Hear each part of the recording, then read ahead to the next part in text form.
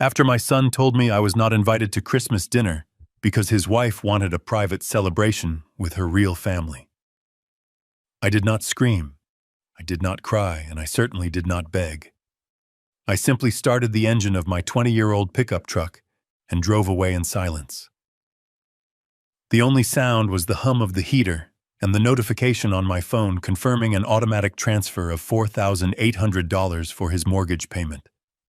I looked at the screen one last time and tapped cancel. 2 days passed in absolute silence, and then my phone lit up with 30 missed calls from him and his wife.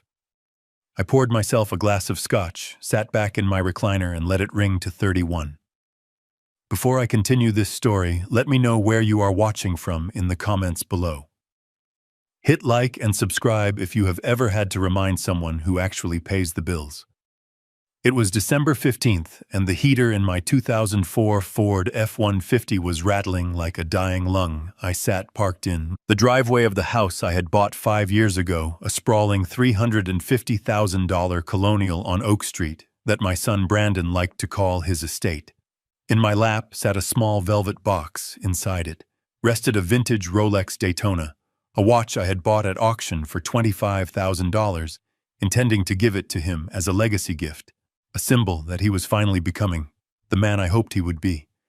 I was early for our pre-Christmas lunch, but before I could unbuckle my seatbelt, my phone buzzed on the dashboard. It was Brandon.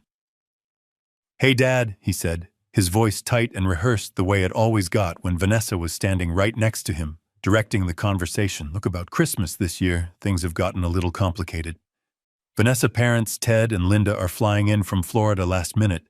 And you know how Linda is about allergies." I glanced at the empty passenger seat where my golden retriever Buster usually sat.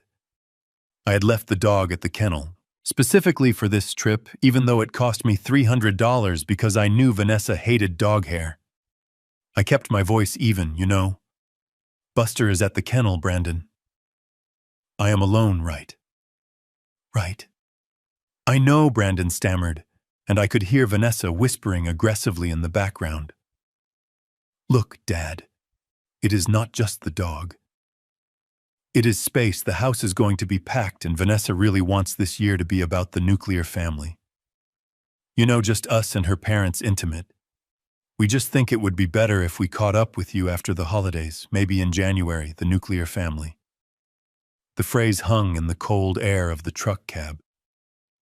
I looked up at the house. The house with the 4 bedrooms, the 3.5 baths, and the heated 3-car garage.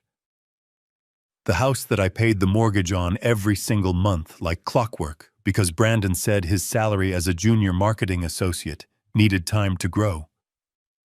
I looked at the wreath on the door, the one I had paid for last year, and I felt a strange calmness wash over me.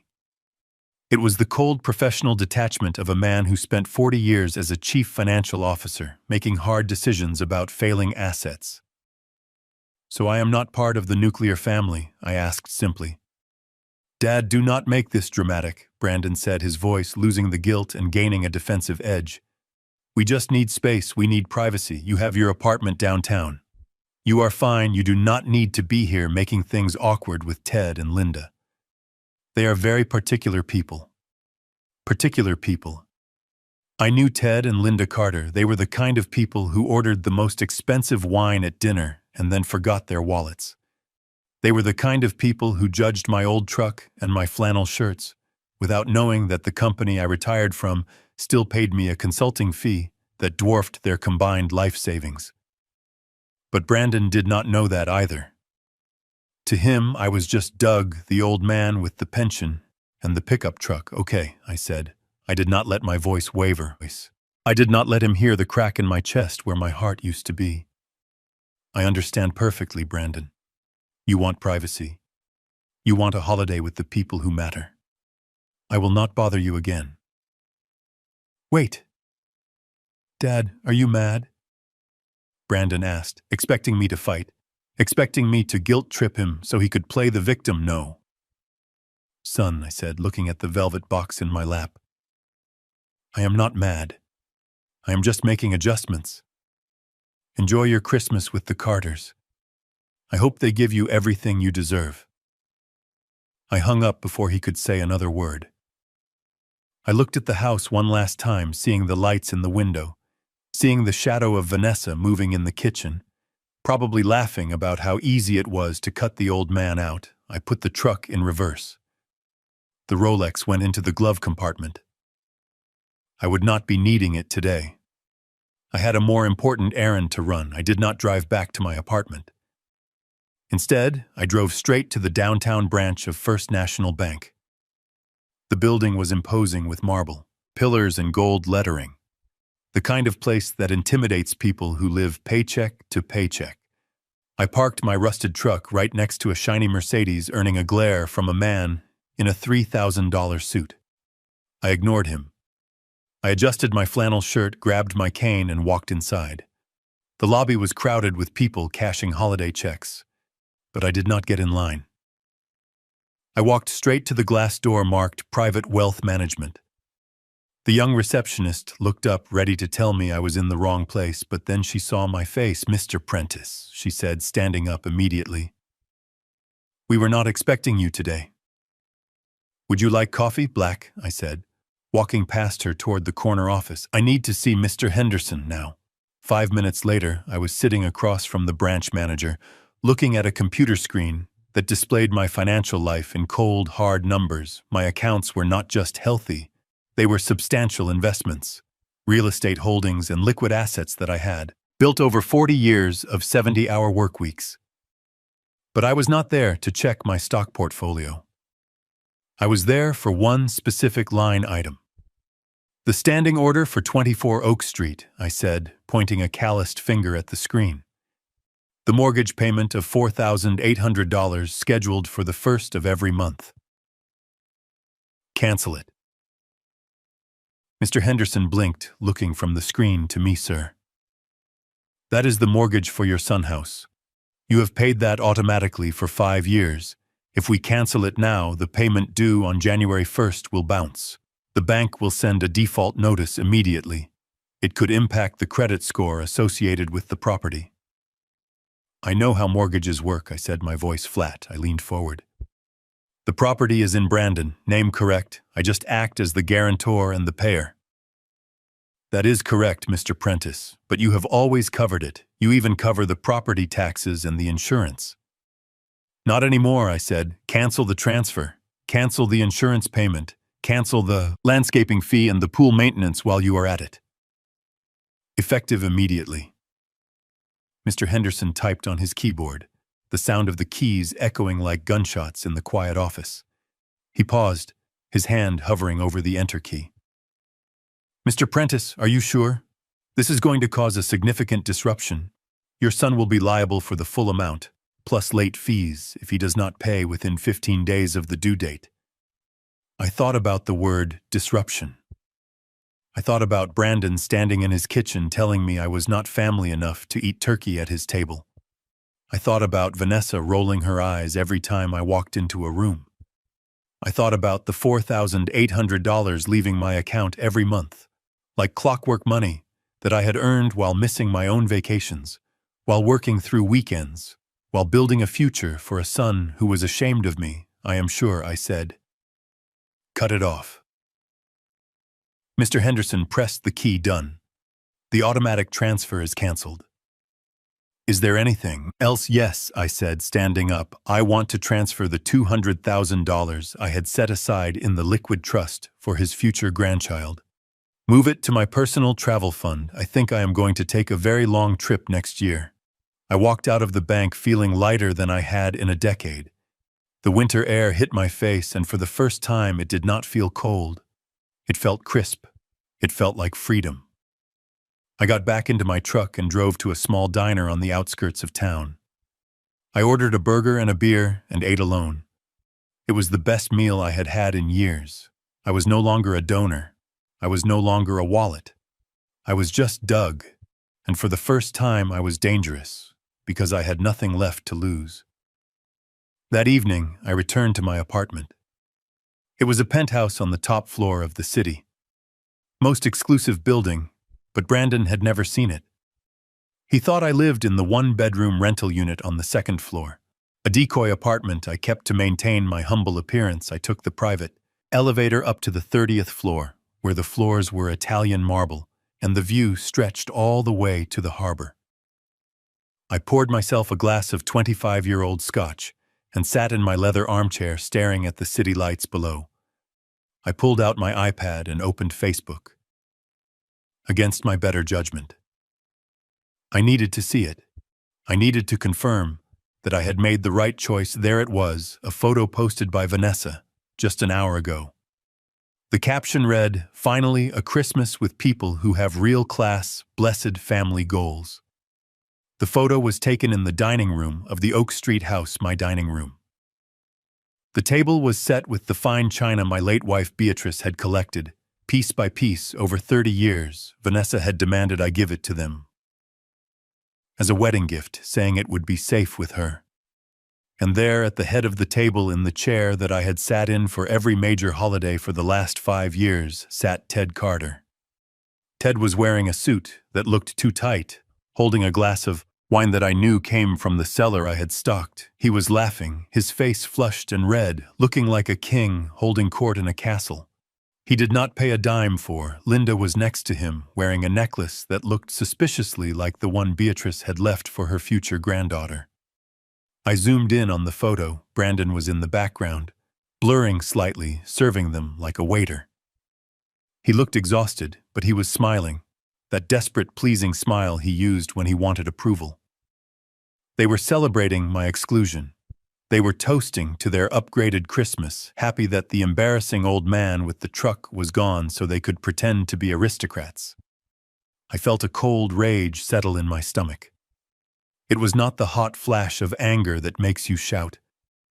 It was the freezing calculation of a man who realizes his investment has turned toxic. I closed the Facebook app and opened my contacts list. I scrolled past family, past friends, until I found the number for Samuel Abernathy. Abernathy was not just a lawyer, he was a shark in a 3-piece suit, my best friend from college and the only man who knew exactly how much I was worth. He had drafted the original agreement for the house, the one Brandon had signed without reading. Because he was too busy looking at the pool, I pressed call. It rang twice. Doug, Abernathy's voice was gravelly warm. "It is 8 p.m. Why are you not at the prep party with the kid?" "I was uninvited," I said, taking a slow sip of the scotch. Silence on the line, then a low, dark chuckle. "Uninvited, you pay for the roof over their heads, Doug." "Not anymore," I said. "I canceled the payments today, but that is not enough, Sam. I saw a picture. Ted Carter is sitting in my chair, drinking my wine. I want to activate the Prentice file." Abernathy whistled low. The Prentice file, the nuclear option. "You sure about this, Doug? Once we pull that trigger, there is no going back. That document contains the demand note, the second lien. It strips him of everything if he defaults. We are talking total financial ruin for the kid if he cannot pay up within 30 days. I looked at the photo again, at Ted. Carter's smug face at my son's weak smile at the caption about real class. "Execute it," I said softly. "Initiate clause 14B. I want the demand letter on his doorstep the morning after Christmas. Let them have their holiday, and then, Sam, I want you to take it all." I hung up the phone and walked to the window. The city below was busy with holiday shoppers, people rushing to buy gifts for people they loved. I watched them for a long time. The snow started to fall, dusting the world in white. It looked peaceful, but inside the penthouse, the war had just begun. My son wanted a Christmas without me. He wanted independence. He wanted to be a big man with his wife's fancy family. Well, I thought, finishing my drink, he is about to find out exactly how much being a big man costs.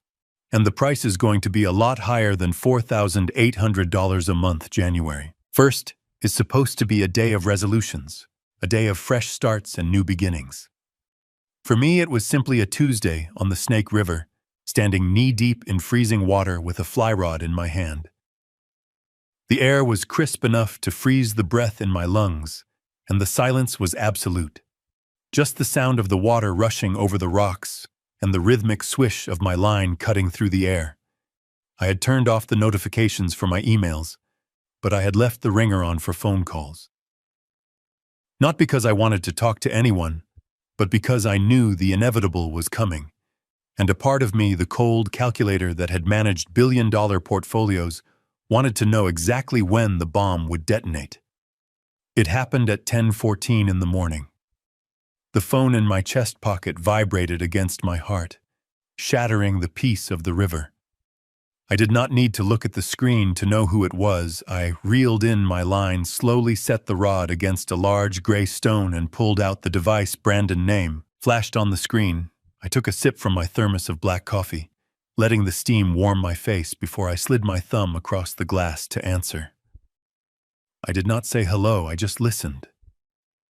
"Dad, what did you do?" The voice on the other end was not the voice of a 32-year-old man. It was the high-pitched panic of a teenager who had just crashed the family car.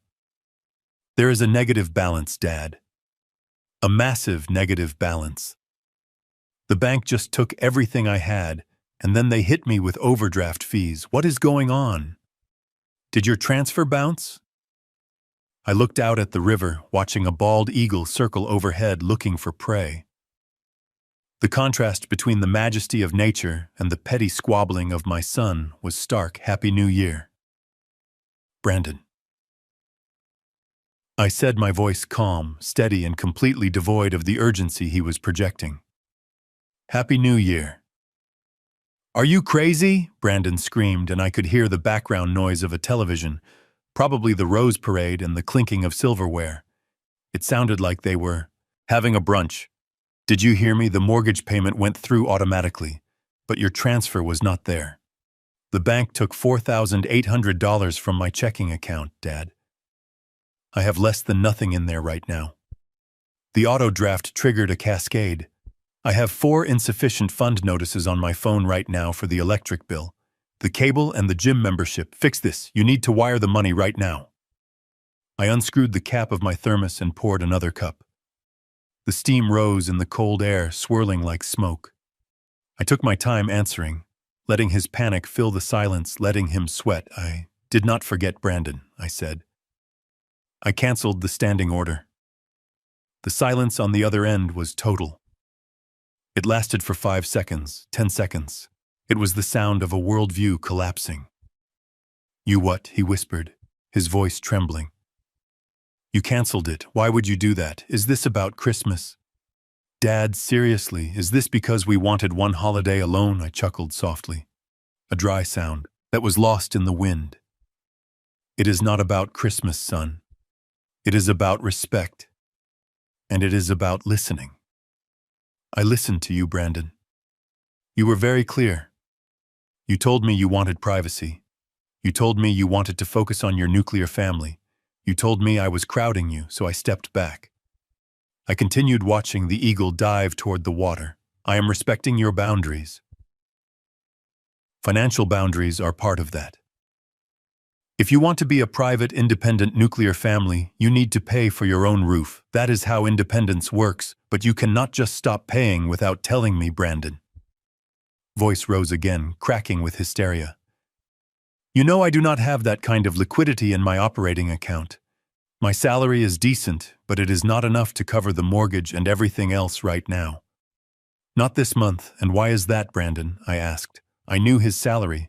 He made 6 figures. It wasn't a fortune, but it was enough to cover the bills if he lived within his means. "Why are you broke on the 1st of January?" There was a hesitation, a pause that told me everything I needed to know. It was the pause of a man who knows he has done something incredibly stupid and is about to be found out. "I had expenses," Brandon mumbled. "What expenses?" I pressed, my voice hardened, losing the casual indifference of the fisherman and adopting the tone of the CFO conducting an audit. "Speak up." "We bought a car," he said, his voice small. "You have a perfectly good car," I said. "I bought you that Lexus 3 years ago." "It is paid off. We needed something bigger," Brandon said, getting defensive again, "something better for the snow." And since Ted and Linda were coming, Vanessa wanted to pick them up in something that looked appropriate. We leased a Range Rover, Dad, a brand new one. The down payment was $6,000, plus the first month lease. I closed my eyes and rubbed the bridge of my nose. A Range Rover. He had blown his entire liquidity on a down payment for a luxury SUV, just to impress a father-in-law who was technically homeless and a mother-in-law who judged people by their shoes. He had drained his safety net to play chauffeur for two parasites, assuming that Daddy would keep paying the mortgage on the mansion. So let me get this straight, I said, my voice dropping to a dangerous whisper. You spent your own money on a luxury car to impress the Carters, and you just assumed I would cover the roof over your head. You prioritized looking rich over actually being solvent. It is not like that, Dad. Brandon stammered. We thought we could handle it. We thought your transfer was guaranteed. You never said it was conditional. Everything is conditional. Brandon, I said. Relationships are conditional, respect is conditional, and my money is definitely conditional. You broke the terms of our arrangement when you decided I was not good enough to sit at your table. But don't not worry, you have that brand new Range Rover. You can sleep in that if the bank takes the house, Dad. Please, you have to fix this, the mortgage, payment. Bounced, my account is frozen, I cannot even buy groceries right now. Ted and Linda are expecting a prime rib dinner tonight. I cannot pay for it. I looked at the river again. The eagle had caught a fish. It was flying away, the silver scales of its prize flashing in the winter sun, nature taking its course, ruthless and efficient. That sounds like a nuclear family problem, Brandon. I said I suggest you ask Ted Carter for a loan. He seems like a man of means, does he not? Or maybe you can return the prime rib and eat humble pie. It is cheaper and it is much better for your character, Dad. Wait, do not hang up, I am fishing. Brandon, I said, I need to focus. The fish are biting today. I pressed the red button ending the call. I turned the phone off completely and slipped it back into my pocket. I stood there in the river for a long time listening to the water. The peace returned, but it was different now. It was heavy. It was the heavy silence of a bridge that had been burned to the ground. My son was in a panic. Not because he missed me, but because he had built a life of glass on a foundation of my money, and he had just thrown a rock at the only person holding it up. I cast my line back into the water, watching the fly dance on the surface. I wondered how the prime rib dinner would go tonight. I wondered how Vanessa would react when the debit card was declined at the grocery store. I wondered if Ted Carter would offer to pay, or if he would just sit there in my chair, drinking my wine, waiting for someone else to solve the problem. I caught 3 trout that day. I cleaned them right there on the bank, my hands numb from the cold. It was good, honest work, and as I drove back to the city, I knew this was just the first domino. The mortgage was just the beginning. Brandon had no idea how deep the hole really was. He had no idea about the insurance, the taxes, the utilities, the club memberships. He thought he was just missing one payment. He was about to find out he was missing an entire life support system. 2 days after I hung up on my son in the middle of the river, I sat in my study with a man named Julian, a private investigator who charged $300 an hour and was worth every penny. He handed me a thick manila folder filled with photographs and transcripts, detailing the events of January 1st inside the house I had paid for. The report painted a vivid picture of a sinking ship where the rats were already starting to turn on each other. It seems the prime rib dinner never made it to the table and the nuclear family was undergoing a meltdown. Julian told me that shortly after my phone call with Brandon. The atmosphere in the house shifted from celebration to panic. Brandon had tried to salvage the evening by going to the high-end butcher shop in town, intending to buy the $300 worth of prime beef Ted Carter was expecting. But when he got to the register, his debit card was declined. The bank had frozen his assets instantly, just as I predicted. He had to leave the groceries on the counter, walking out past a line of neighbors who watched him crumble. He returned home not with a feast, but with a humiliating assortment of frozen pizzas and instant noodles he had purchased with the loose cash and coins found in the center console of his new Range Rover. The scene at the dining table that night was a masterpiece of dysfunction, described to me in delicious detail by Julian, who had sources close to the family. The fine china I had gifted them was set, but instead of a roast, it held blocks of congealed ramen and burnt pizza crusts. Ted Carter sat at the head of the table, staring down at the food with the disdain of a monarch served mud. He poked at the noodles with his silver fork, looking around the room, as if waiting for the real servants to appear with the real dinner. Linda was shivering, pulling her cashmere wrap tighter around her shoulders, because the smart thermostat, which I paid the monthly subscription for, had automatically reverted to eco mode to save energy, dropping the house temperature to a chilly 60 degrees. She complained loudly, asking why the fireplace wasn't lit, oblivious to the fact that the gas starter required a service fee that was no longer being auto-drafted. Vanessa, however, was the conductor of this train wreck. She was pacing the room, a glass of the last bottle of good wine in her hand, trying to spin the disaster into a narrative of victory. She was not eating, she was speechifying. She told Brandon to stop checking his banking app. She told him I was just a bitter old man throwing a senile tantrum, a lonely controller trying to buy affection, she said. Do not call him back, Brandon. He is bluffing. He is trying to manipulate us with money. But we have dignity. If you call him now, you are letting him win. He will pay it next week. He loves his reputation too much to let this house go into foreclosure. Just wait him out. Brandon sat with his head in his hands, the reality of his financial ruin pressing down on him. Tried to explain that the bank fees were piling up by the hour, that the mortgage was already technically late, but Vanessa cut him off with a sharp laugh. She called him weak. She told him he needed to stand up to his father to show me that they didn't need my charity, even as they sat in the dark eating food meant for college students.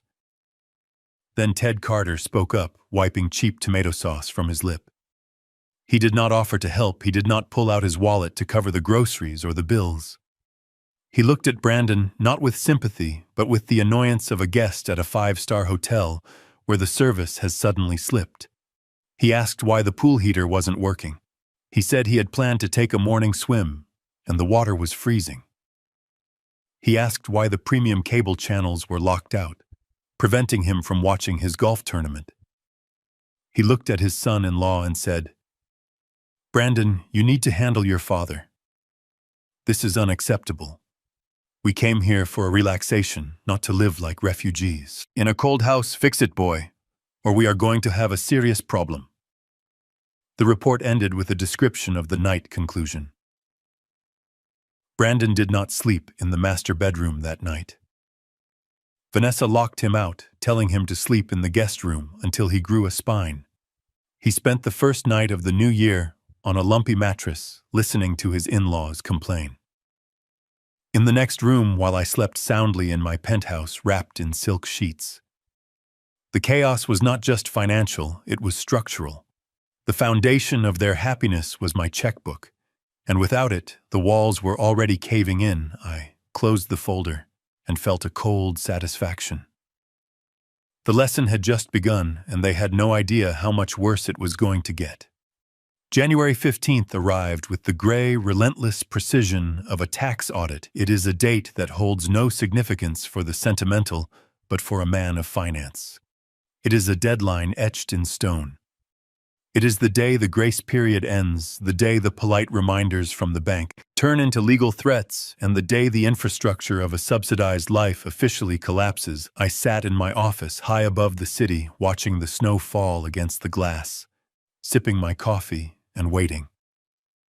The clock struck 9 in the morning, and I knew that across town in the house on Oak Street, the digital heartbeat of my son's life had just flatlined. I knew this because I was the administrator on the account. The internet service provider, a company that did not offer extensions for missed payments, had scheduled the disconnection for 9 a.m. sharp.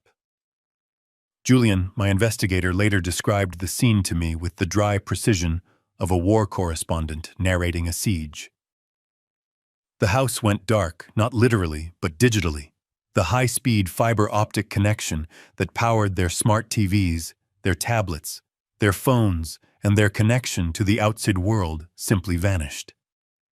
Ted Carter was the first to notice. He had been sitting in the living room, wrapped in a blanket, because the heat was still set to eco mode, trying to check his stock portfolio on his laptop. Or at least pretending to check it. I always suspected Ted's portfolio was as empty as his promises. When the page failed to load, he tapped the keys aggressively, then slammed the laptop shut, screaming for Brandon. The modem lights had turned from a reassuring green to a dead, blinking red. Simultaneously in the den, Linda was trying to stream a morning talk show. The screen froze, spinning a buffering wheel that would never resolve. She let out a shriek that echoed through the cold house, accusing Brandon of breaking the television. But the digital blackout was just the first domino. The cable television, which I had bundled with the internet, cut out seconds later, leaving the screens filled with static and error messages. Then came the physical decay. The pool service, which came every Tuesday morning, did not show up. The heated pool out back, which required weekly chemical balancing and cleaning, was already starting to turn a murky shade of green. The filter system, sensing the lack of maintenance, had automatically shut down to protect the pumps. Leaves from the recent storm floated on the surface, uncared for, drifting like debris from a shipwreck. The pristine lawn was starting to look neglected. The trash bins from the previous week were still full at the curb because the private sanitation company had not received their quarterly retainer. Inside the kitchen, Brandon was staring at his phone, watching the signal bars drop. He was trying to use his cellular data, but without the Wi-Fi to support the heavy load of 4 adults constantly streaming. The data cap was hit within minutes, throttling their speed to a crawl. He stood in the center of the kitchen, surrounded by the complaints of his in-laws, feeling the walls close in. Then the doorbell rang. It was not a visitor, it was the mailman delivering a certified letter. The envelope was thick, ominous, and stamped with red ink. Brandon signed for it, his hand shaking. He knew what. It was before he opened it. I had received a copy digitally at the same moment. The bank does not play games with high-value mortgages. He tore open the envelope right there in the kitchen. The letterhead was from the foreclosure department of First National Bank. The words were bold and uncompromising. Notice of default, acceleration of debt. It stated clearly that the mortgage was past due, that the grace period had expired, and that unless the full amount, plus late fees and penalties, was paid immediately, the bank would begin the legal process of seizing the property. The timeline was short, the threat was absolute. Brandon dropped the letter on the counter. The paper slid across the granite, stopping next to a bowl of rotting fruit. Vanessa snatched it up, her eyes scanning the legal jargon. Her face, which usually held a mask of superior boredom, twisted into a scowl of pure venom. "He is doing this on purpose," she hissed, throwing the letter down. "This is not just him stopping payment. Brandon, this is an attack. He wants to humiliate us. He wants my parents to see us fail. Look at this. He cut the internet. He cut the pool. He probably called the bank personally to speed this up." Ted Carter walked into the kitchen, holding his dead laptop like a shield. "This is unacceptable, Brandon," he boomed, his voice shaking with the indignation of a man who has never paid a bill on time in his life. "We are freezing, we are bored, and now I find out we might be homeless. Is this how you provide for your family? You brought us here under false pretenses. You promised us a luxury holiday, and we are living in a squatter camp," Linda chimed in, wrapping her arms around herself. "We should have stayed in Florida. We should have gone to a hotel." "This is abusive, Brandon. Your father is a monster for letting this happen to us, but you are the one who let him get away with it." Brandon looked at them, looked at his wife, and looked at the foreclosure notice. He was cornered, he was broke, and he was terrified. But instead of seeing the truth, instead of realizing that he was the captain of this sinking ship, he let Vanessa steer him toward the only target they felt comfortable attacking. "He is not going to get away with this," Vanessa said, her voice low and dangerous. She walked over to Brandon and grabbed his shoulders, shaking him. "Look at me. He is sitting in that sad little rental apartment of his, probably laughing at us.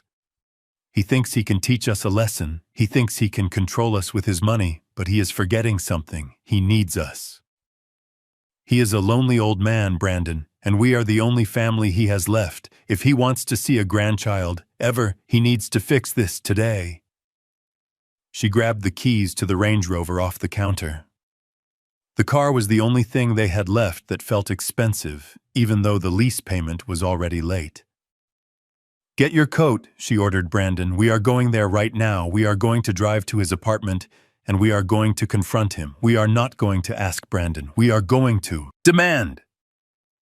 You are going to tell him that if he does not turn the lights back on and pay this mortgage immediately, he will never see us again. He will die alone in that apartment. Is that clear?"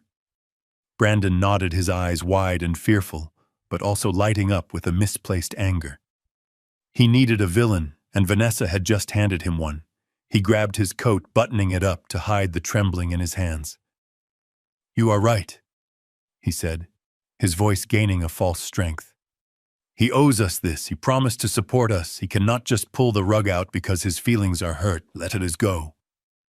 They marched out of the house, leaving Ted and Linda in the cold, dark kitchen. The Range Rover roared to life in the driveway, the engine growling like a beast. I watched the GPS tracker on the vehicle activate on my screen. They were moving. They were heading toward the city, toward the address they thought was my home, the modest 2-bedroom rental I kept as a decoy. I sat back in my leather chair in the penthouse 30 floors above the street and smiled. They were coming to demand, they were coming to threaten, and they were coming to a place where I was not. But they were also coming to the city where I held all the cards. I picked up my phone and called the building manager of the rental property, a man. I paid very well to be discreet. "Mr. Martinez," I said. "They are on their way. Let them up, let them knock, and when they realize I am not there, give them the envelope." I left at the front desk. I hung up and turned my chair toward the window, watching the snow swirl around the skyscrapers.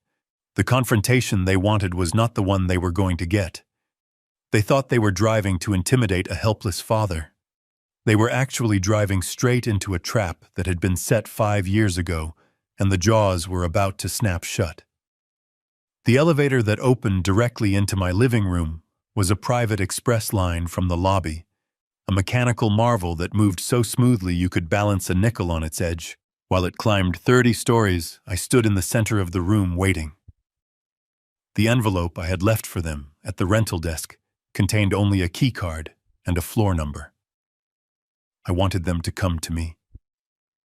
I wanted them to make the journey from the cold, slushy street up into the clouds. I wanted the physical ascension to mirror the reality check they were about to receive. I was wearing a midnight blue silk dressing gown, the kind that costs more than a decent suit, paired with velvet slippers that had never touched a sidewalk. In my hand I held a crystal glass filled with a 1982 Bordeaux, a wine that breathed money. The room was dim, lit only by the city skyline glowing through the floor-to-ceiling windows and the soft amber light of the fireplace. The elevator chime was soft, a polite announcement of the incoming storm. The brushed steel doors slid open, revealing Brandon and Vanessa.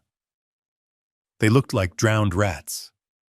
Their coats were damp from the snow, their faces flushed with the biting cold and the heat of their rage. Vanessa was mid-sentence, her finger pointed at the empty air, ready to jab into my chest. "You listen to me, you old!" She started storming out of the elevator, but the sentence died in her throat. She stopped dead. Brandon bumped into her back, stumbling forward. They both froze. The anger that had propelled them across the city hit a wall of sheer, unadulterated opulence. They looked at the Italian marble floors, the baby grand piano in the corner, the original oil paintings on the walls, and the panoramic view of the city that sparkled like a jewelry box below them. Their eyes finally landed on me, standing by the fireplace swirling my wine, looking like the owner of the world. "Dad," Brandon whispered, his voice echoing in the vast room. "What is this? Where are we?" I took a slow sip of the Bordeaux, letting the tannins settle on my tongue. "Welcome home, son," I said, my voice calm, velvety. Or rather, welcome to my home, the one you never bothered to ask about. Vanessa recovered first. Her eyes darted around the room, calculating, appraising. The shock was replaced by a new kind of fury. The fury of someone who realizes they have been sitting on a gold mine without a shovel. She marched toward me, her wet boots squeaking on the marble. "You hid this," she hissed. Her voice was trembling, not with fear, but with greed and indignation. "You have been living like this while we were struggling. You have millions, apparently, and you let us worry about credit card bills. You are sick, Doug. You are a sick, selfish old man." I did not move, I did not flinch. I simply watched her approach like a biologist observing a specimen struggling. I repeated, raising an eyebrow. "You define struggling as leasing a Range Rover and buying designer handbags.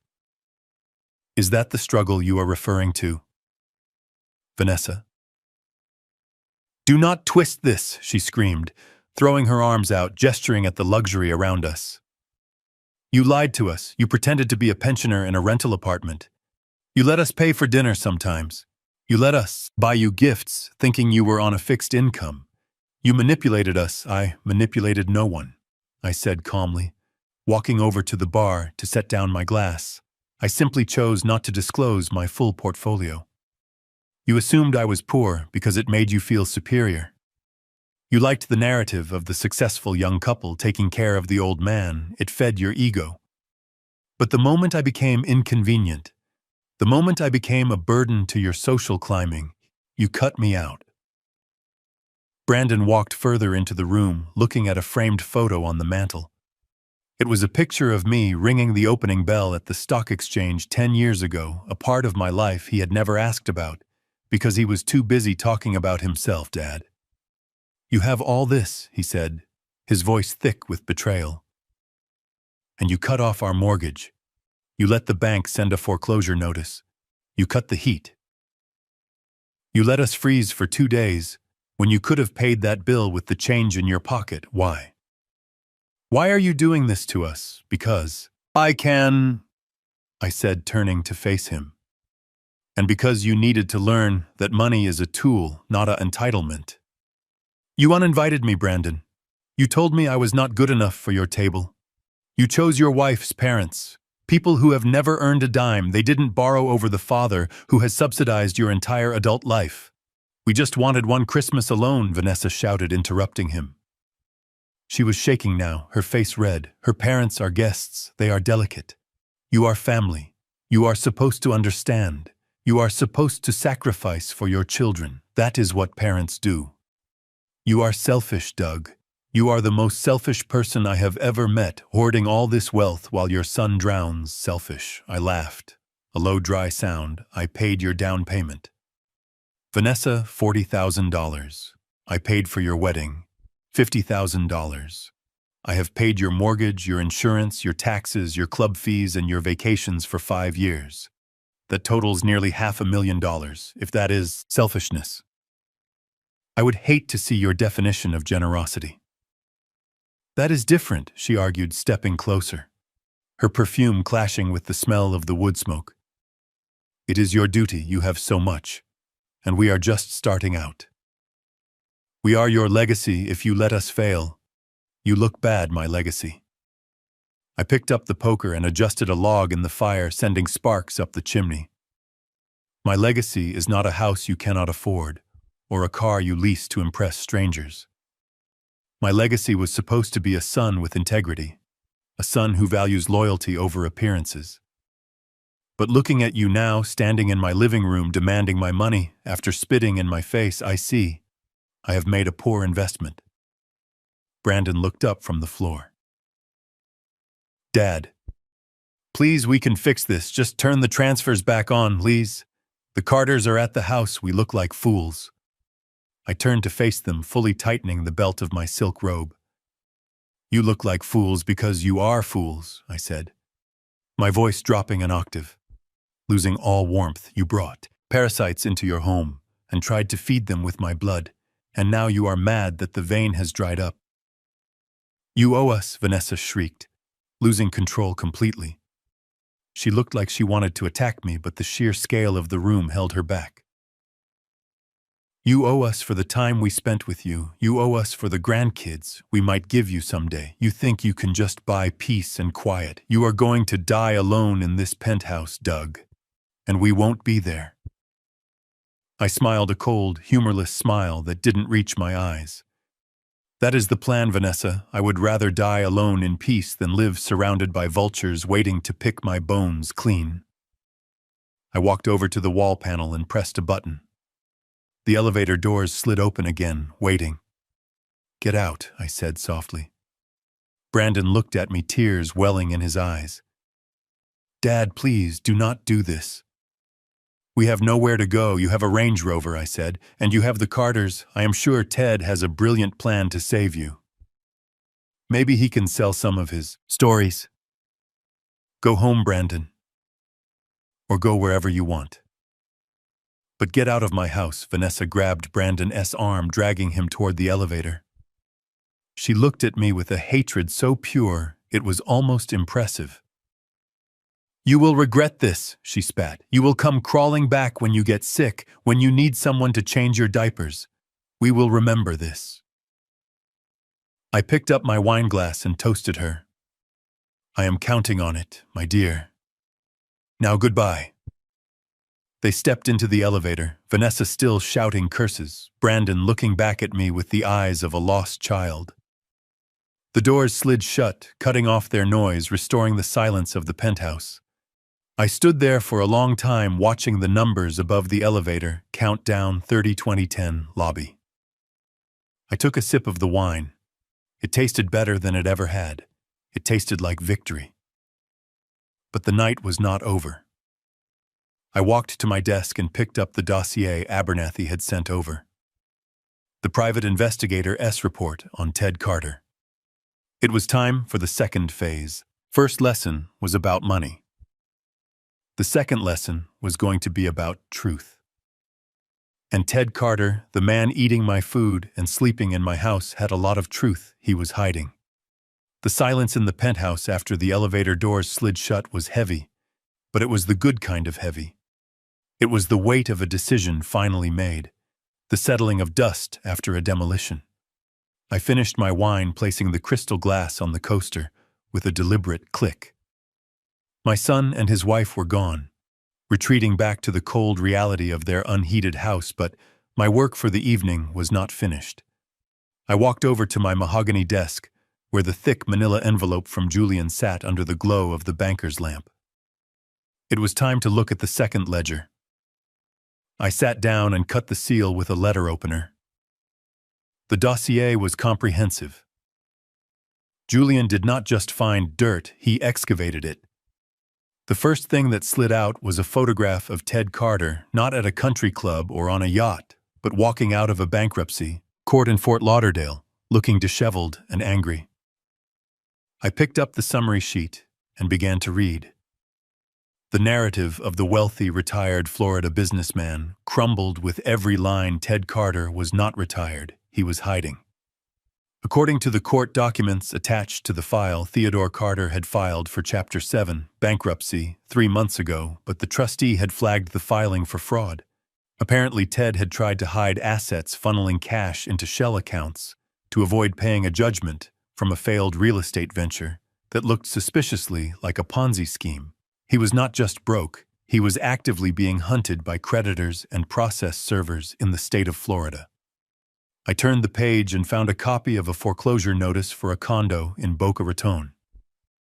It was dated November 1st. The bank had taken possession. The luxury life Vanessa bragged about, the estate she claimed her parents were downsizing from, did not exist. They had been evicted. The sheriff had given them 4 hours to vacate the premises on December 10th, 5 days before Brandon called to uninvite me from Christmas. The timeline was sickeningly perfect.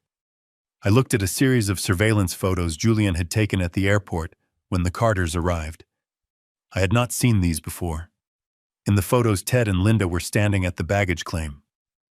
They did not have the usual 2 suitcases for a holiday visit.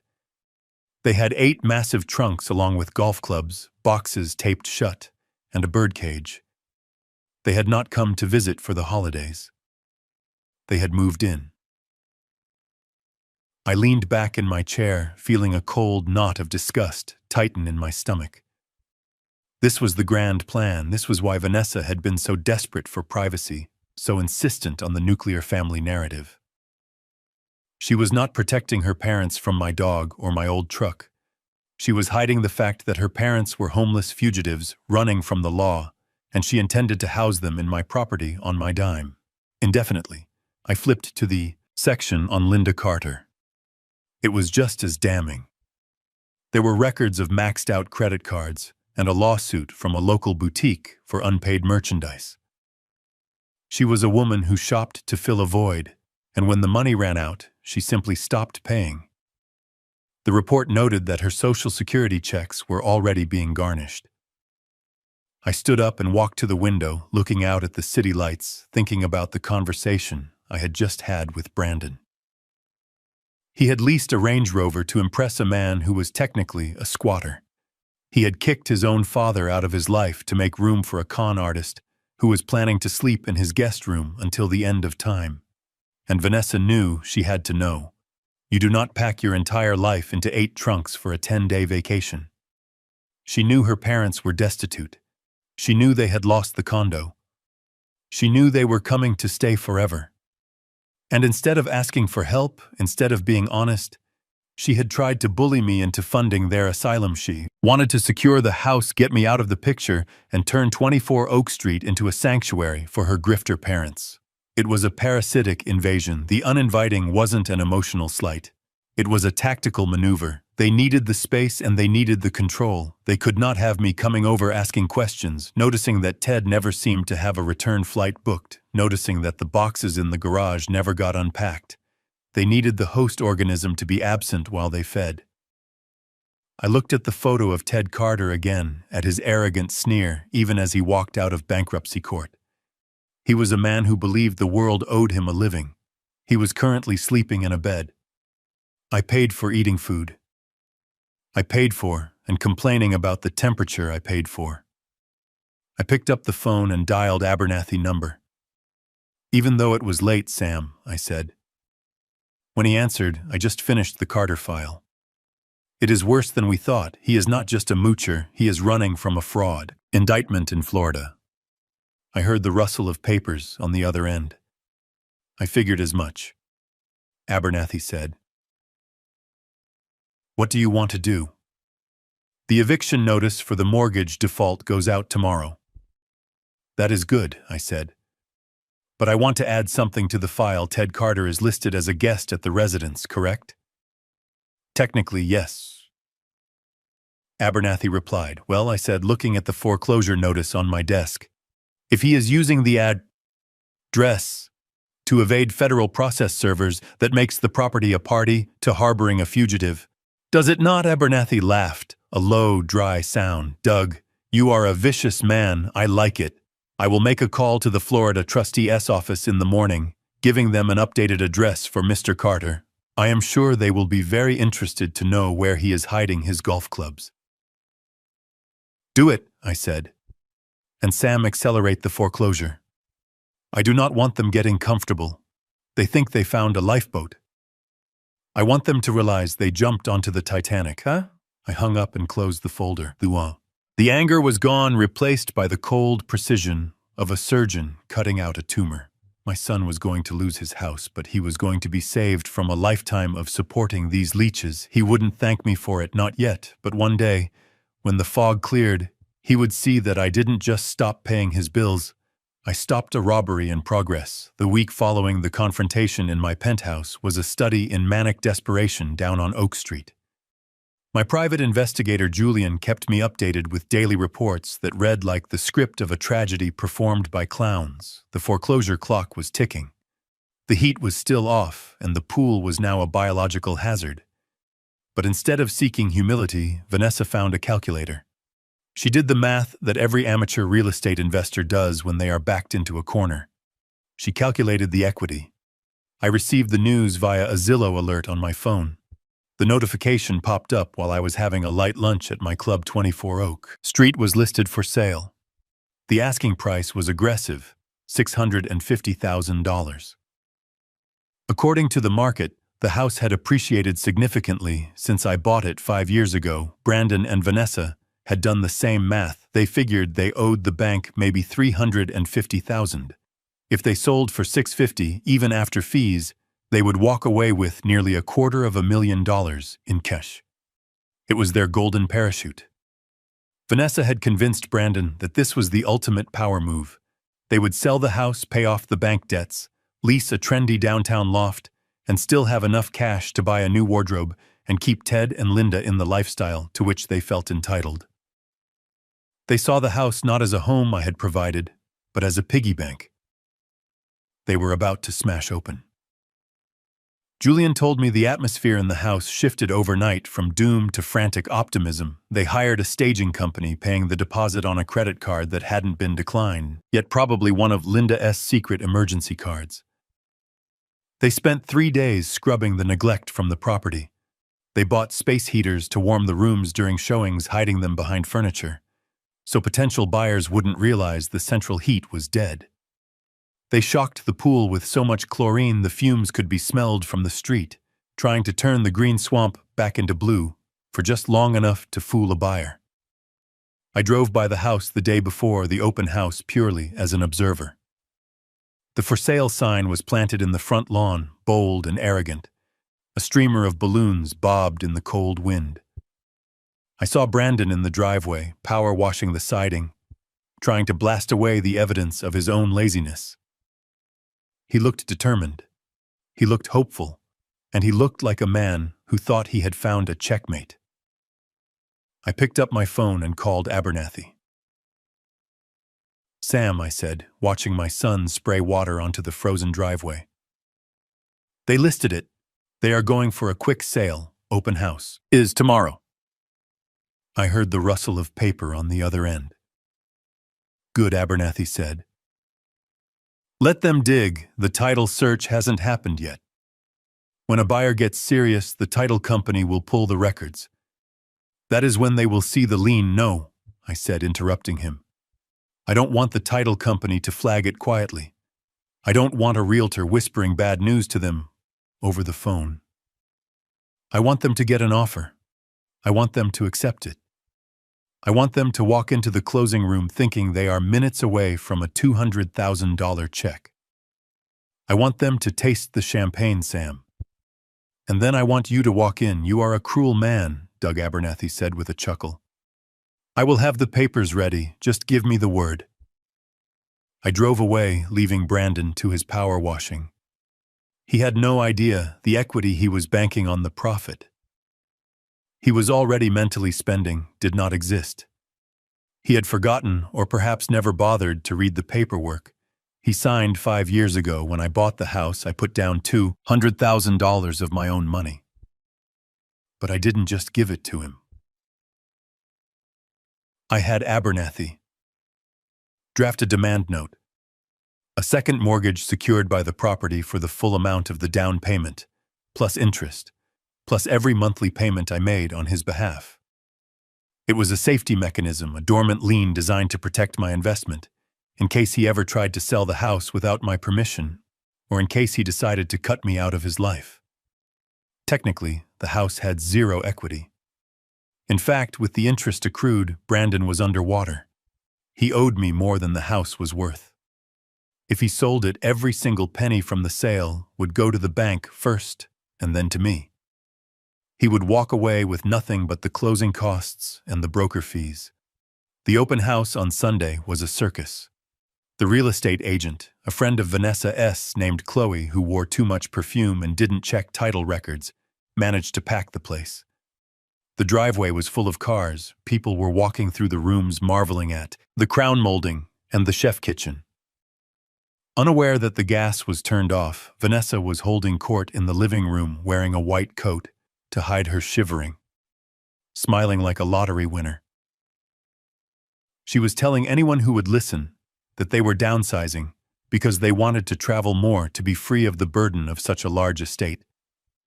Ted Carter was there too, acting like the lord of the manor. He was drinking the last of my scotch, telling prospective buyers about the improvements he had supposedly overseen, pointing out the craftsmanship of the deck, as if he had built it himself. He looked smug, safe in the knowledge that his daughter's equity would fund his next few months of hiding from the Florida authorities. I sat in my car down the street watching the parade. It was the height of their arrogance. They were selling my gift to pay for their betrayal.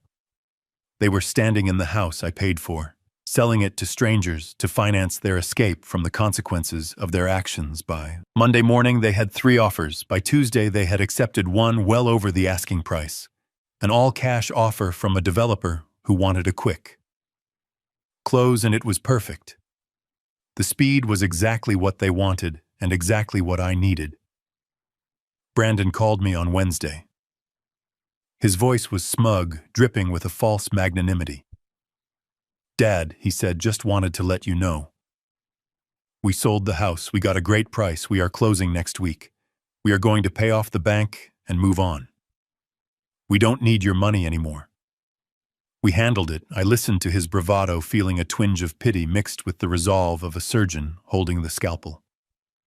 "That is good, Brandon," I said sincerely. "I am glad you found a solution. I hope the closing goes smoothly." "It will," he assured me. "We have a great lawyer, Vanessa S. friend. We are finally going to be independent." Dad, really independent. I hung up and looked at the calendar. The closing was set for Friday at 10 a.m. at the title company downtown. I called Abernathy. "Friday at 10, I said. "Bring the demand note. And Sam, bring the calculator. I want them to see the exact math. I want them to see exactly how much their independence costs." The trap was set. They were walking into that closing room expecting a payday. They were going to leave with a debt, and the look on Vanessa's face when she realized her golden parachute was actually an anvil was something I was willing to pay any price to see. The conference room at Centennial Title smelled of cheap hazelnut coffee and premature victory. It was a windowless box on the 4th floor of a glass building downtown, designed to facilitate the transfer of millions of dollars in the most boring way possible. But to my son, Brandon, and his wife, Vanessa, this beige room was the finish line of a marathon they thought they had won. I watched them through the glass partition. Before I entered, Brandon was spinning a pen in his fingers, leaning back in his chair with a relaxed posture I had not seen in months. He looked like a man who had just successfully defused a bomb, unaware that he was actually sitting on a landmine. Vanessa was vibrating with energy, tapping furiously on her phone, probably texting her mother Linda about the impending windfall. She was wearing a white coat and sunglasses perched on her head, looking every inch the wealthy socialite she pretended to be. The buyer was there too, a developer named Mr. Sterling, who looked at his watch every 30 seconds, clearly anxious to sign the papers and get back to a real job. The escrow officer, a woman named Sarah, was organizing a stack of documents inches high. Preparing for the final signatures, I checked my own watch. It was 9:58 a.m. Samuel Abernathy stood next to me, adjusting his cufflinks. He held a black leather portfolio under his arm, thin, elegant, and devastating. Inside it was a single piece of paper that weighed more than the entire house on Oak Street. "Ready, Sam?" I asked quietly. Abernathy smiled a shark-like grin that showed too many teeth always dug. "Let us go ruin a party." I pushed the door open. The heavy oak swung inward with a solid thud. The conversation inside the room stopped instantly. Brandon looked up, his smile freezing in place like a glitch on a video screen. Vanessa dropped her phone onto the table, the clatter echoing in the silence. Mr. Sterling looked annoyed while Sarah, the escrow officer, looked confused. "Dad." Brandon stammered, half rising from his chair. "What are you doing here? The closing is private. We do not need you to sign anything. The deed is in my name, remember." I walked to the end of the table and pulled out the empty chair, sitting down with the slow, deliberate movements of a man who owns the building. Brandon sat back down, unsure of what to do. His eyes darted to Vanessa, seeking instruction, but for once she looked just as lost as he did. "I am not here to sign the deed." "Brandon," I said, crossing my legs and smoothing my trousers. "I am here as an interested party, or more accurately, I am here as the primary lion holder." Vanessa let out a sharp, incredulous laugh. "Lien holder. What are you talking about, Doug? You stopped paying the mortgage, remember? That is why we are selling. We are paying off the bank and walking away with our equity. You have no claim on this house, none. You gave it to us. It was a gift." Abernathy stepped forward, placing the black portfolio on the table. He opened it slowly, revealing the document inside. It was a thick, cream-colored paper with a blue legal border stamped and notarized 5 years ago. "Actually, Mrs. Prentice," Abernathy said, his voice smooth as silk, "that is a common misconception. Mr. Prentice did not give you the house, he facilitated the purchase, and while the bank holds the first mortgage for the balance of the loan, Mr. Prentice holds a secured second mortgage for the down payment, plus all subsequent monthly payments made on Brandon's behalf. It is what we call a demand note, with a balloon payment clause triggered upon the sale or transfer of the property." Brandon stared at the lawyer, his face draining of color. "What demand?" "Note, I never signed a demand note. I signed the closing papers 5 years ago. It was just standard stuff." Abernathy slid the document across the polished mahogany table. It stopped right in front of Brandon. "Do you recognize your signature, son?" Brandon looked down. There at the bottom of the page in blue ink was his own signature, loopy and rushed. It was dated the day of the original closing 5 years ago. I remember that day, clearly. Brandon had been so excited about the pool and the 3-car garage that he hadn't bothered to read the stack of documents Abernathy had put in front of him. He had just signed and signed, trusting that his father and his father's lawyer were handling the boring details. And we were handling them by ensuring that if he ever tried to cash out on my hard work, I would be the first one in line to get paid. "This says," Brandon read, his voice trembling, "this says, I acknowledge a debt of $200,000, plus interest accruing at 4% annually. And it says any monthly payments made by the lender, Douglas Prentice, are added to the principal balance." I leaned forward, doing the mental math out loud for the room. "Let us break it down, shall we? The sale price is $650,000. A great price, Brandon, really well done. The first mortgage to the bank is roughly $350,000. That leaves $300,000 on the table. That is the equity you were counting on, correct?" Vanessa nodded slowly, her eyes narrowed, calculating. "You cannot take it all, Doug. That is our money." I ignored her and continued. "The down payment I provided was $200,000, with 5 years of interest. That is now roughly $240,000. Then there are the monthly mortgage payments I made for 60 months at $4,800 a month. That is another $288,000 plus the taxes and insurance." I looked at Sarah, the escrow officer, who was frantically typing into her computer, pulling up the title report. "Update that Abernathy had filed that morning, Sarah. What is the total payoff amount for the second lien held by the Prentice Trust?" Sarah looked at the screen, her eyes widening slightly.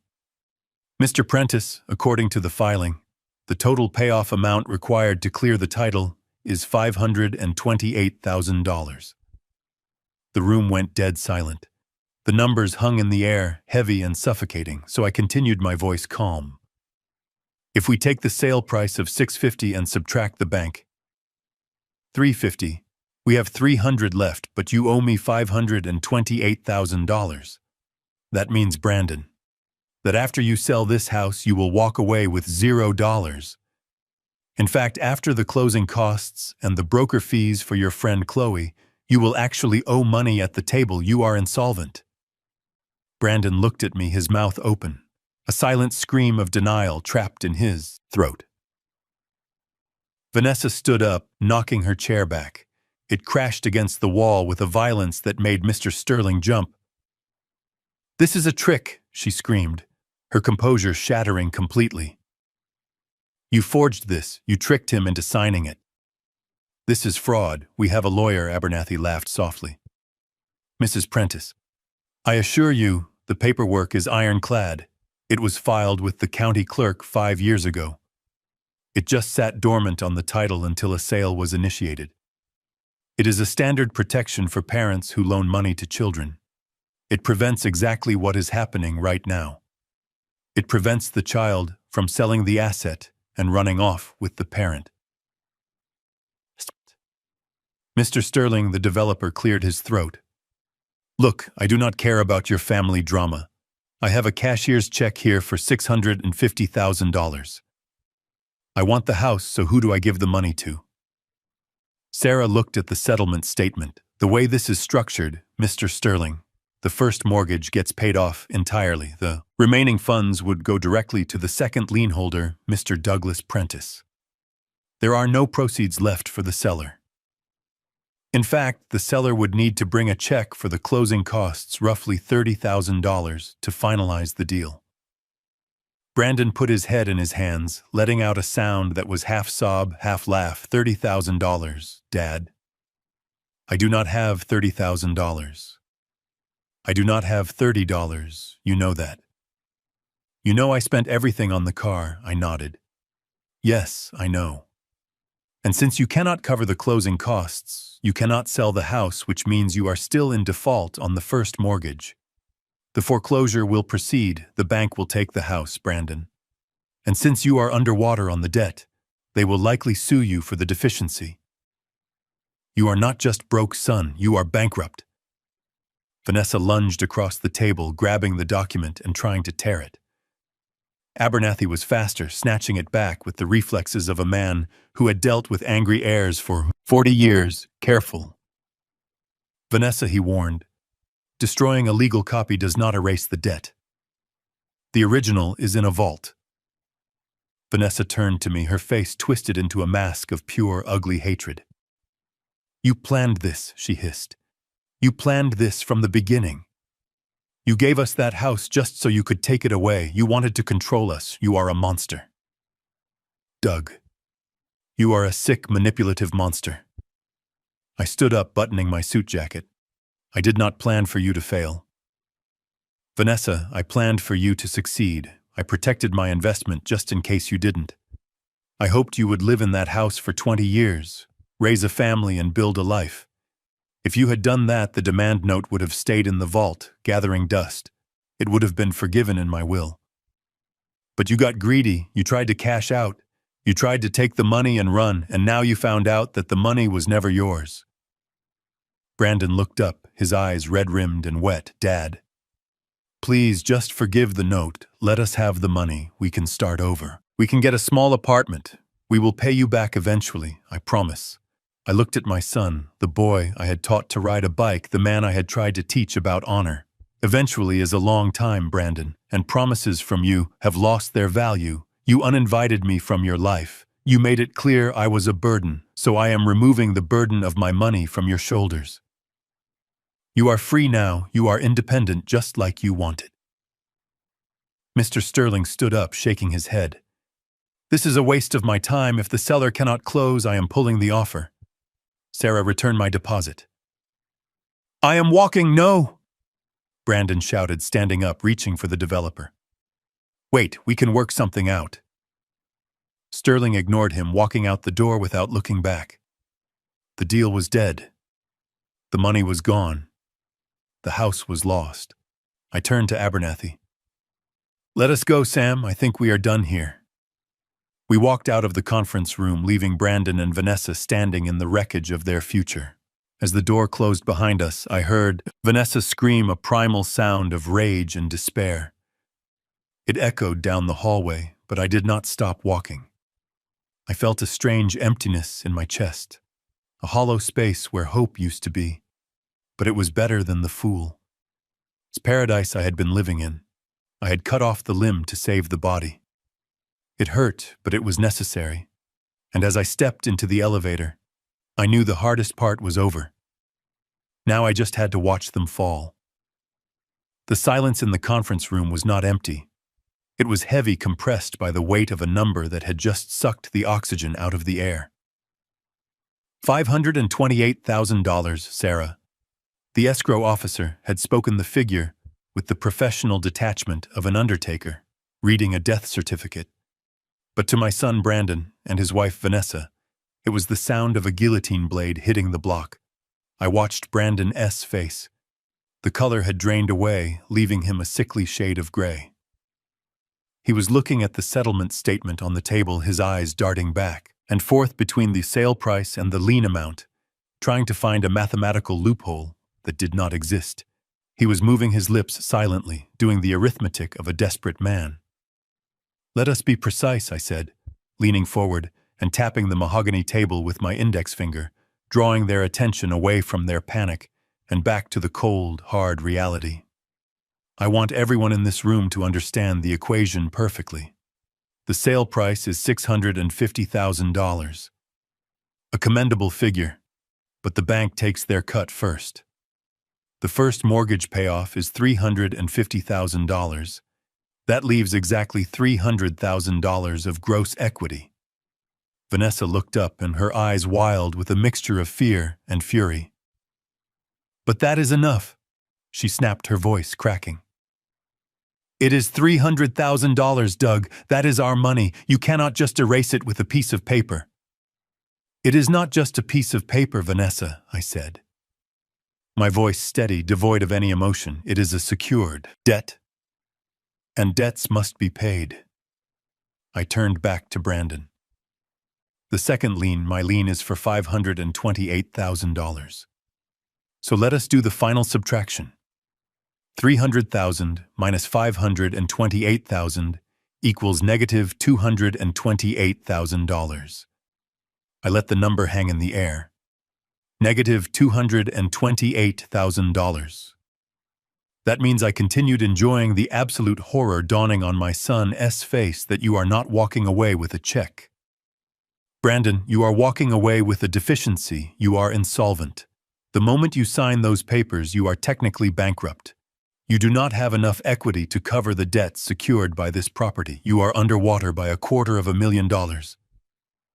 Brandon slumped in his chair, his body collapsing as if his skeleton had suddenly dissolved. He looked at his hands, then at the expensive watch on his wrist, a watch he had probably charged to a credit card I was paying for until last week. "I am broke," he whispered. It wasn't a question, it was a statement of absolute defeat. "I have nothing, you have less than nothing," I corrected. "You have a liability, and we haven't even factored in the closing costs, the broker fees, the transfer taxes." "Who is paying those, Sarah?" The escrow officer cleared her throat, looking uncomfortable. "Typically, the seller pays those costs from the proceeds," she said softly. "But since there are no proceeds, the seller would need to bring cash to the closing table, approximately $32,000. Vanessa let out a sound that was half scream, half sob. She stood up so abruptly, her chair tipped over, crashing onto the floor with a violence that made Mr. Sterling, the developer, flinch. She grabbed the edge of the table, her knuckles turning white, her manicured nails digging into the wood. "This is a lie," she shrieked, her face twisted into a mask of pure, ugly hatred. "You rigged this. You set us up. You let us list the house.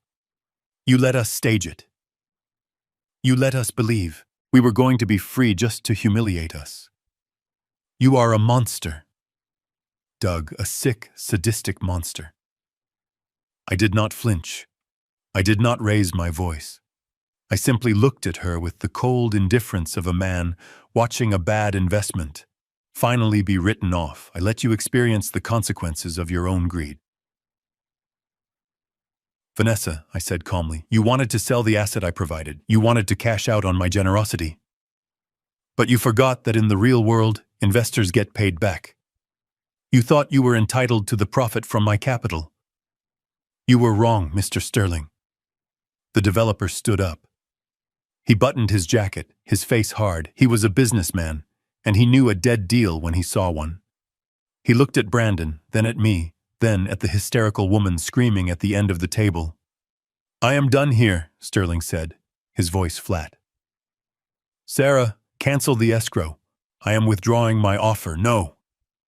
Brandon shouted, scrambling up from his chair, reaching out as if to physically restrain the buyer. Wait, please, Mr. Sterling, we can work this out. We can dispute the lien, we can fight it. Just give us time.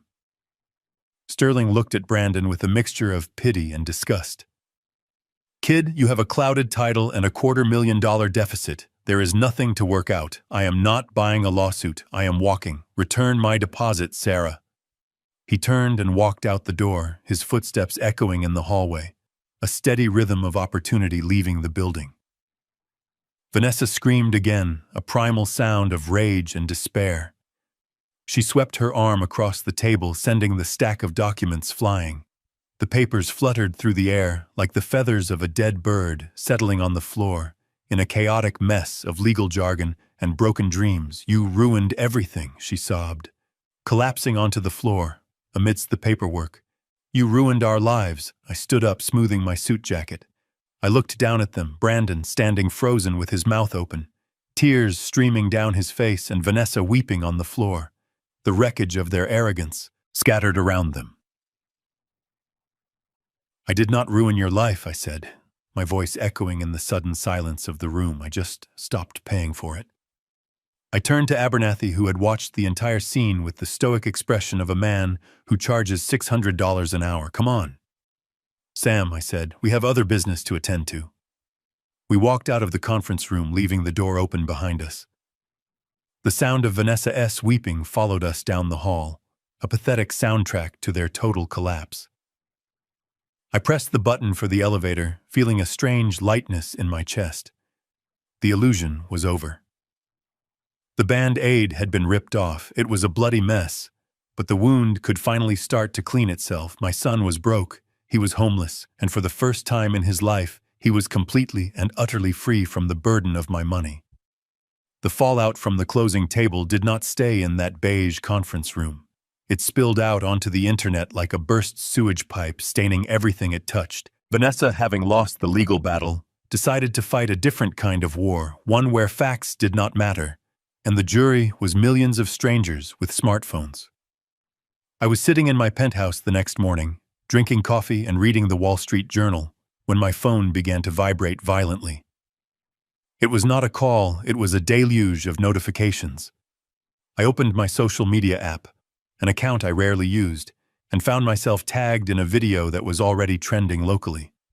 The thumbnail showed Vanessa, her eyes swollen and red tears streaming down her face, holding a cardboard box in front of the locked gates of the Oak Street house.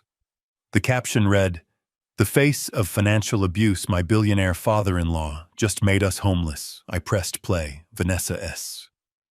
Voice was trembling, a masterpiece of performance art. "Hey guys," she whispered, looking directly into the camera.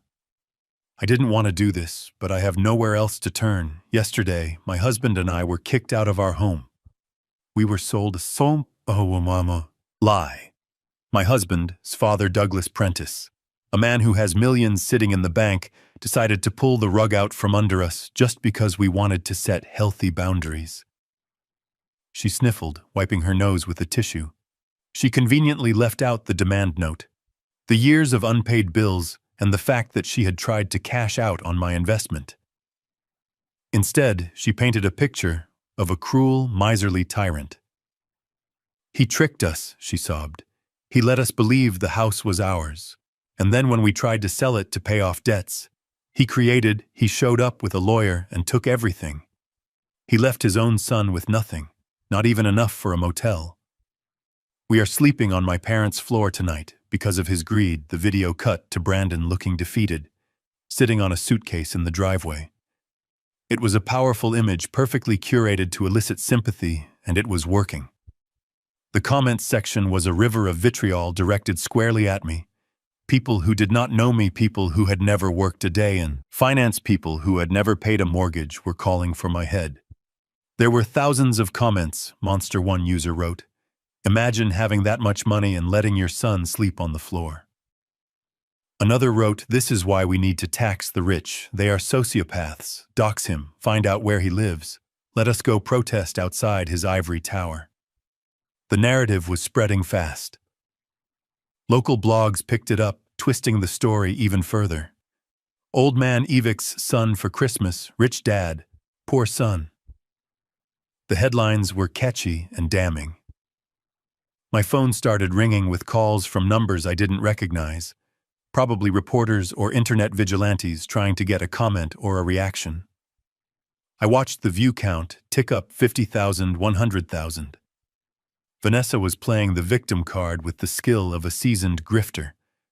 She was using the court of public opinion to try and shame me into writing a check.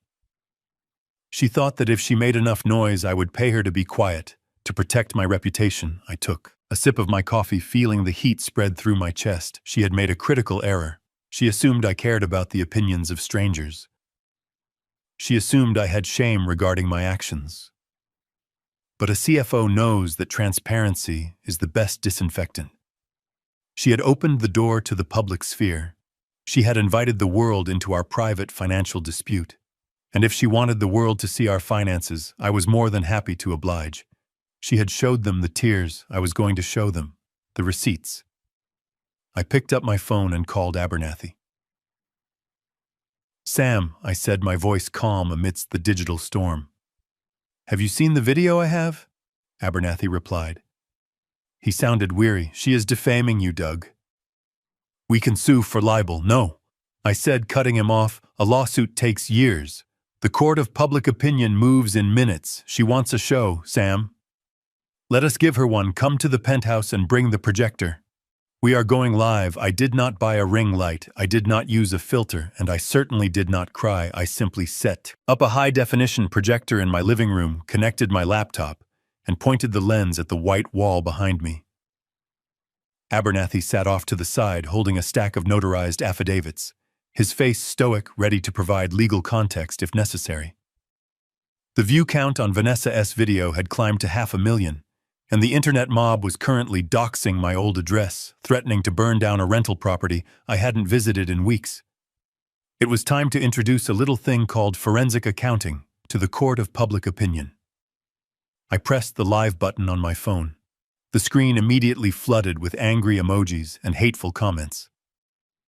People were calling me a tyrant, a hoarder, and worse, telling me to rot in hell for evicting my own grandchildren, even though none existed yet.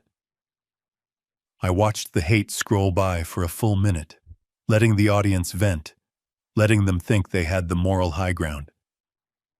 Then I looked into the camera lens with the same expression I used when firing an embezzler.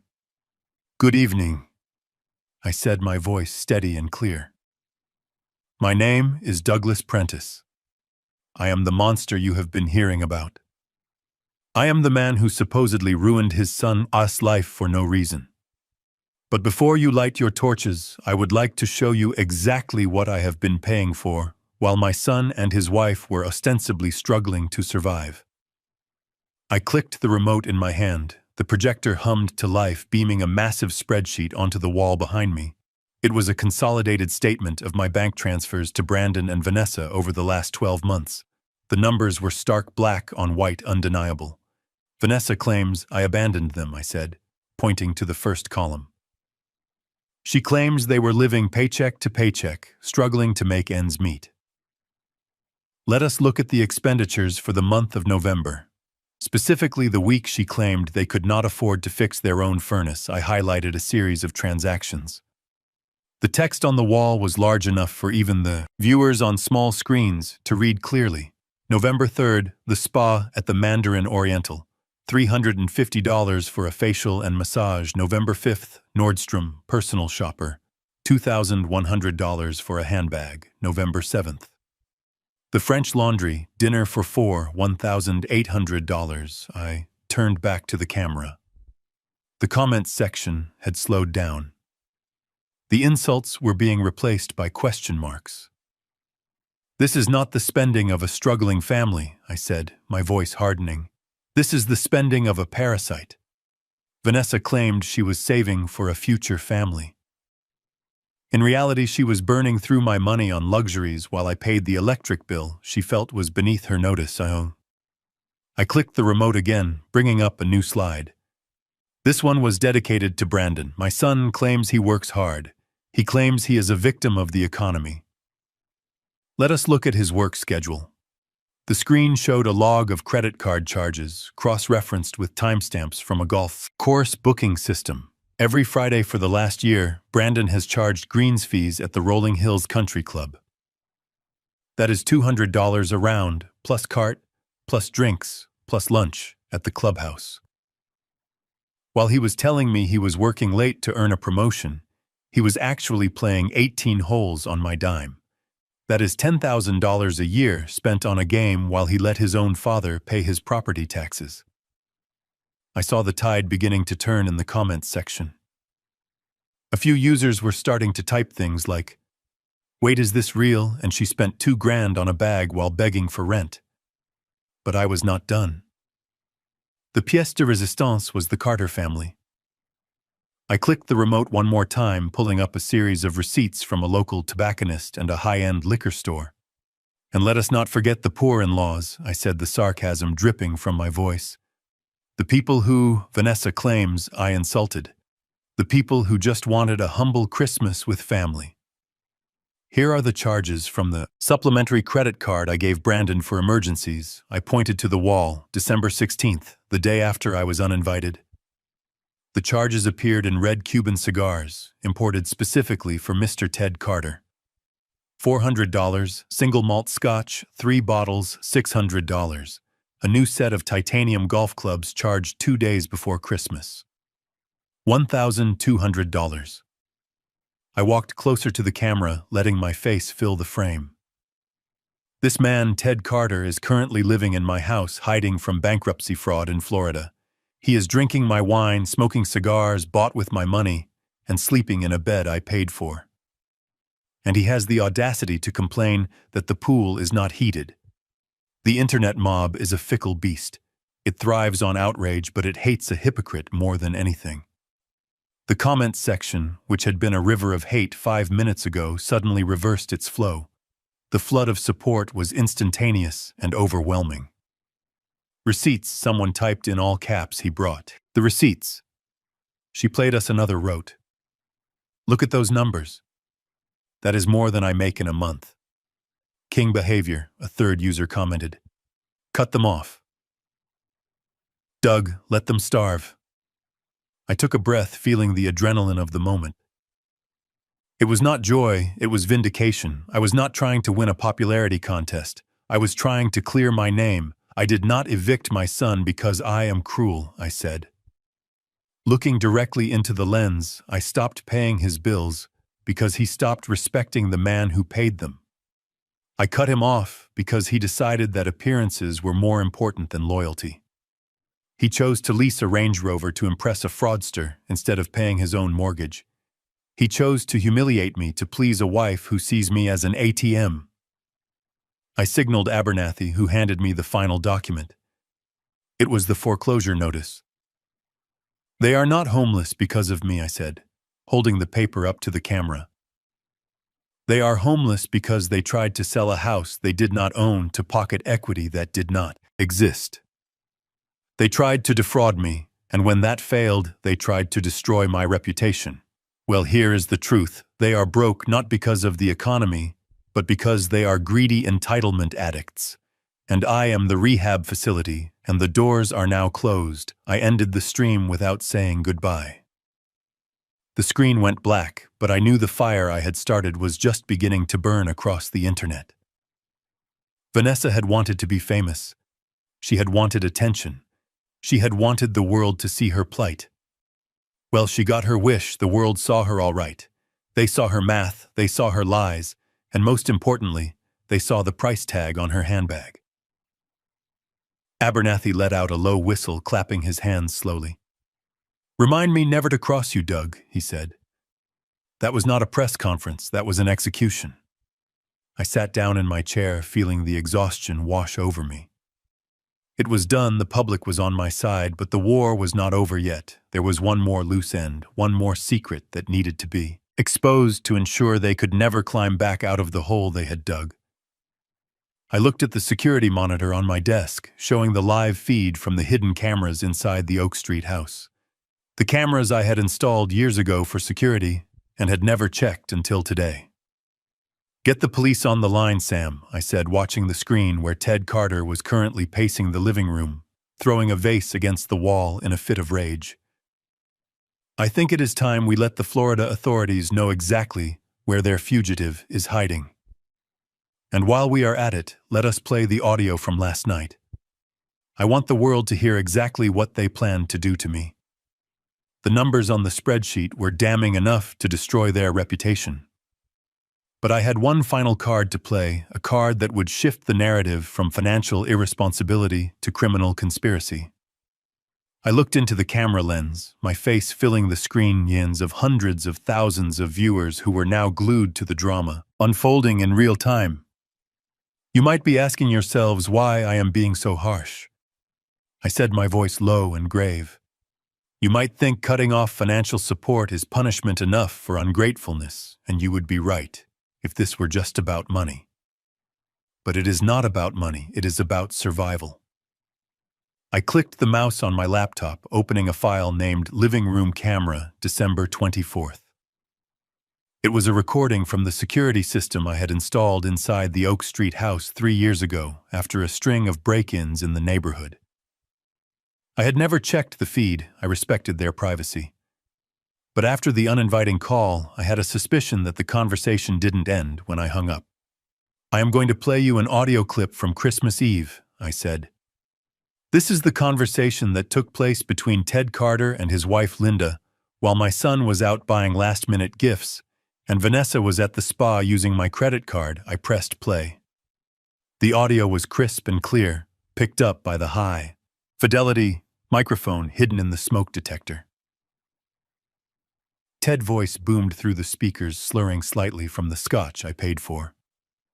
"We need to accelerate the timeline. Linda, the old man is still lucid. If he figures out about the Florida indictment, he will cut the purse strings. We cannot afford that." Linda's voice was sharper, anxious. "What do you want to do, Ted? We cannot just make him disappear." Ted laughed, a dark, ugly sound. "We do not need him to disappear. We just need him to be managed.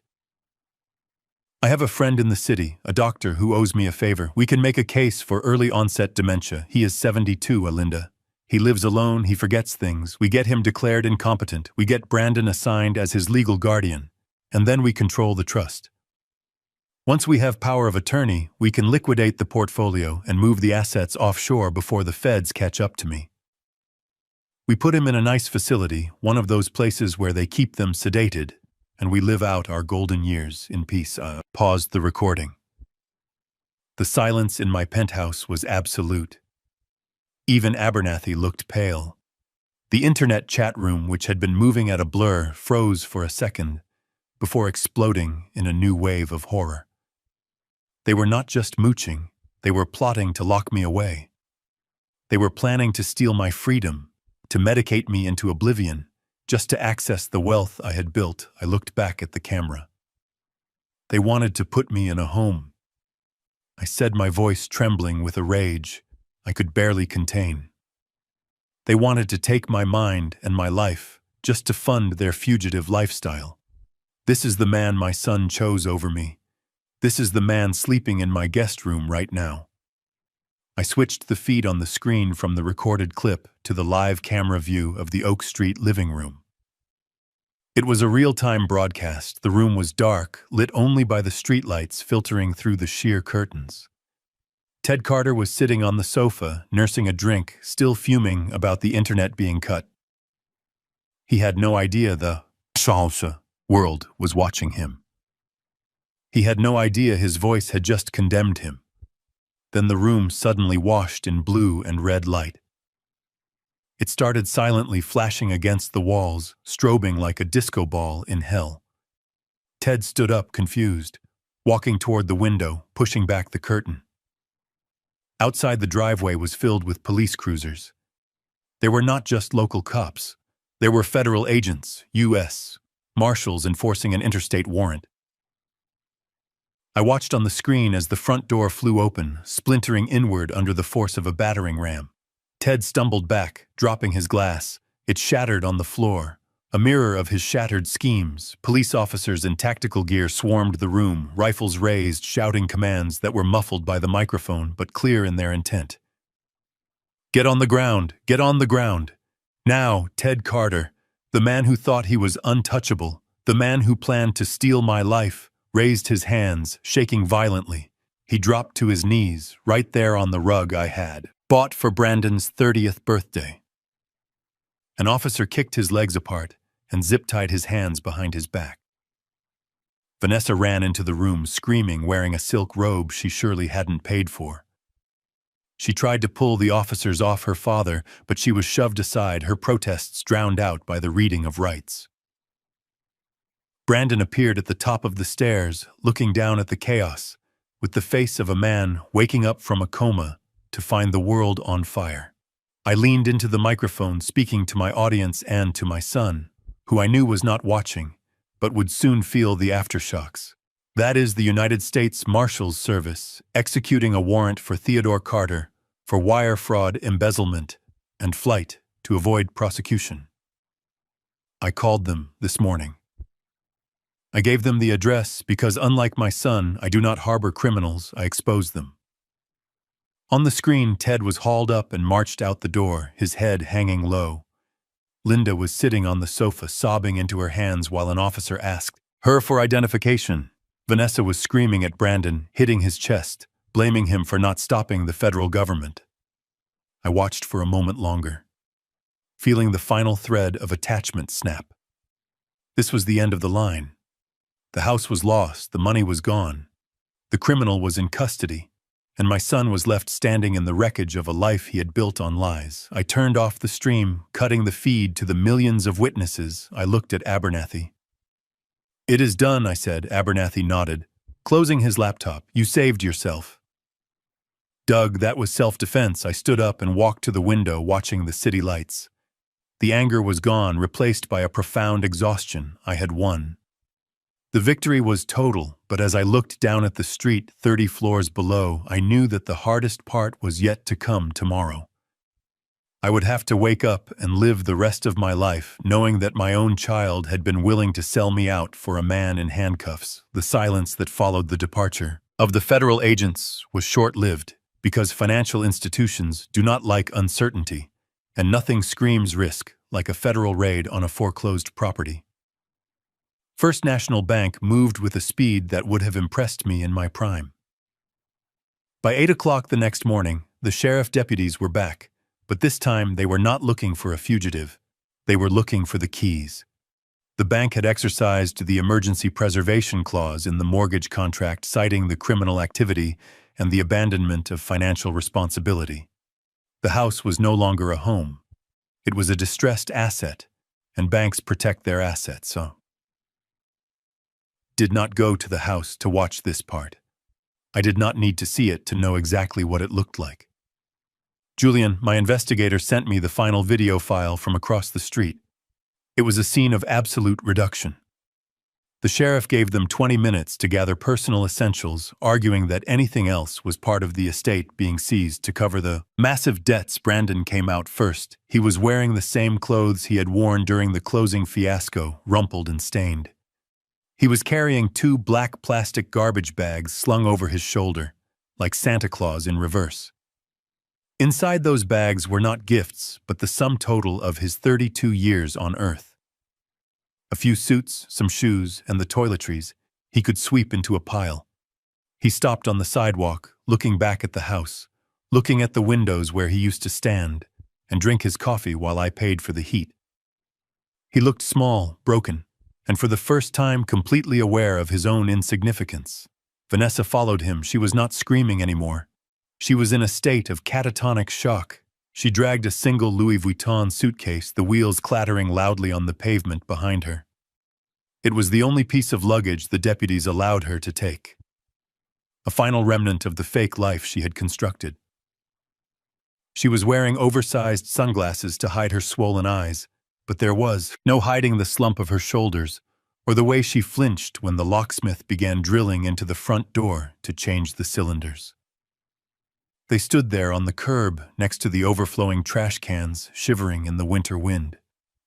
The Range Rover was gone, repossessed in the middle of the night by the leasing agency after I alerted them to the insolvency of the lessee. Linda Carter sat on her own suitcase a few feet away, weeping softly, holding a birdcage with a terrified parakeet inside. The grandeur was gone. The arrogance was gone. All that was left was a family of 4, reduced to 3, standing on a public street with nowhere to go and no one to call. The sheriff placed a neon orange sticker on the front door, sealing the property. He said something to Brandon, pointing down the street, essentially telling them to move along. They were loitering. Brandon nodded slowly. He picked up his plastic bags, his hands red from the cold, and began to walk. He did not know where he was going. He just knew he could not stay there. I watched the video feed terminate as they rounded the corner, disappearing from the frame. They were not just homeless. They were exiles cast out from the kingdom of my protection into the wilderness of the real world. And as I closed the laptop, I knew that the house would be sold, the debts would be settled.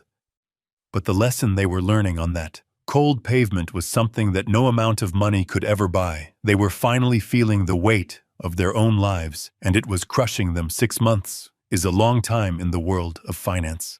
It is 2/4 of earnings reports. It is enough time for a market correction, and it is certainly enough time for a man to reinvent himself. But in the life of a father, 6 months of silence feels like a lifetime.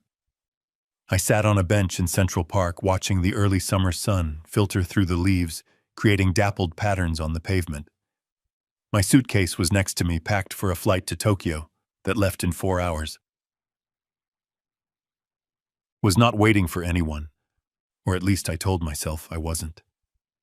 But when I saw the figure approaching from the south path, I knew I had been lying to myself. He was wearing a brown delivery uniform, the name of a logistics company stitched over the pocket. He looked thinner, the soft edges of his face, the result of too many expensive dinners and too much premium scotch, had been chiseled away by the hard reality of manual labor. He walked differently, too.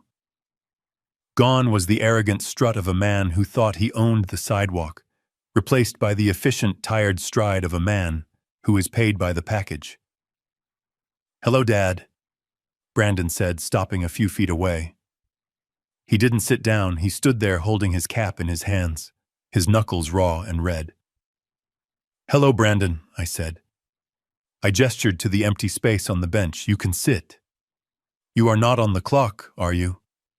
He hesitated, then sat on the far edge, leaving a respectful distance between us. "No. I am on my lunch break. I saw on social media that you were selling the penthouse. I figured you might be here. You always come here before you travel." I looked at him closely. For the first time in years, I did not see a reflection of my wallet. I saw my son. He looked tired, he looked beaten, but he also looked real. "Vanessa left," he said, staring at his work boots. "She went back to Florida with her parents the day the eviction notice came for the apartment we rented. She said she couldn't live with a failure. She took the dog." I nodded slowly. It was expected. Parasites do not stick around when the host body stops providing nourishment. "I am sorry to hear that," I said. And I meant it, not because I liked her, but because I knew it hurt him. "I deserved it," Brandon said quietly. He looked up at me, his eyes clear, terrifyingly sober. "I deserved all of it, Dad. The foreclosure, the humiliation, the internet hating me.